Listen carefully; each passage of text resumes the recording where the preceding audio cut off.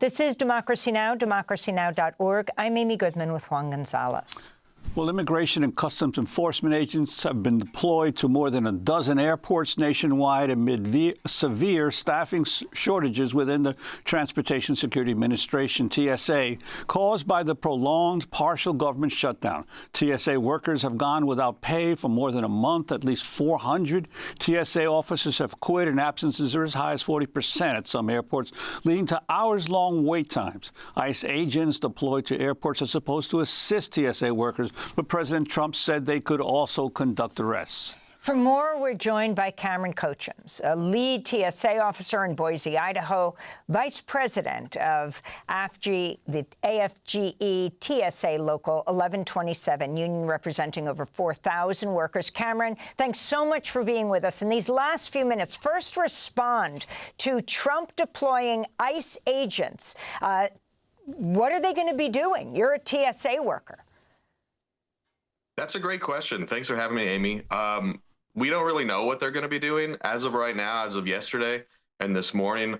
What they've been doing is they've been standing around just like pulling security, which isn't really what we need. We need people manning the checkpoints.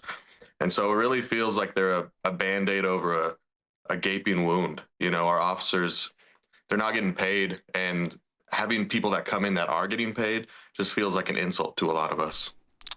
And Cameron, how's your union managing the potential punishment of workers choosing to find other means of sustenance? So that's a big thing. You know, during the shutdown, all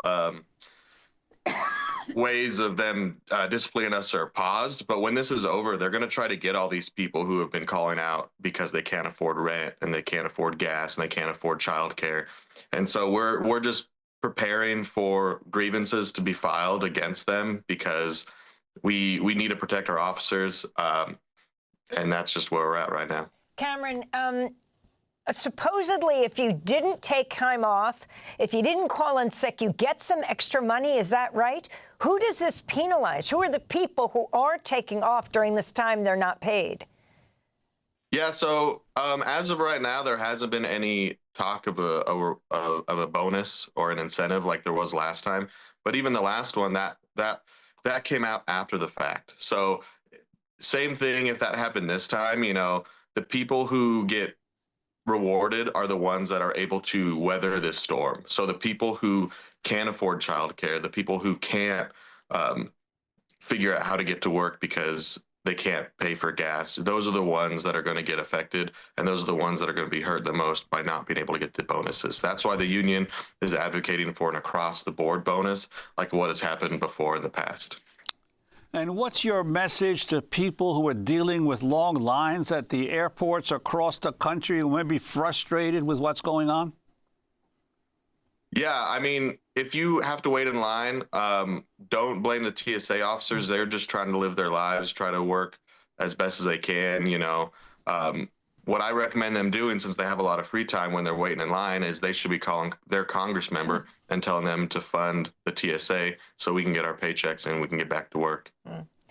Can you talk about what TSA workers do, what you're trained to do, and the fact that ICE agents are going to be there and what they are also arresting people at the airports? Yeah, so when TSA officers are hired, you know, we go through about 6 months at minimum of rigorous training to become certified in the positions we do. You know, we're trained in how to detect fake IDs. We're trained on how to run X-rays. We're trained on how to run the body scanners, which are called AITs. We're trained in detection of, you know, people acting suspiciously and stuff like that. And so we're trained in pat downs. So all those different things you have to be recertified on every year. We have a rigorous training program. Like I said, we have training instructors that are constantly watching us to make sure that we're constantly up to date on all of our stuff. And so as the union, you know, we don't think any person should come in untrained. And so anyone who is going to be helping us in those positions should be trained to the same standards as TSA officers. I wanted to ask you also, back a year ago, March of 2025, the former Homeland Security Secretary Kristi Noem she basically terminated the collective bargaining rights of the 50,000 TSA agents. Could you talk about how this was actually part of the that notorious Project 2025 and the long-term strategy of the Republicans? Yeah, absolutely. Project 2025, their intended goal for the TSA is step one, get rid of the union. Step two, privatize the TSA. And they cannot privatize the TSA without getting rid of us. And so if they can get rid of us, which they're trying to in court, and we're fighting back on it, then they can privatize TSA, and then their millionaire buddies can make more money by having contracts and everything like that, which would lead to not better security, not better screening for anyone, but just more possibilities for gaps in the system that terrorists can get through. Thanks for watching Democracy Now! On YouTube. Subscribe to the channel and turn on notifications to make sure you never miss a video. And for more of our audience-supported journalism, go to democracynow.org, where you can download our news app, sign up for our newsletter, subscribe to the daily podcast, and so much more.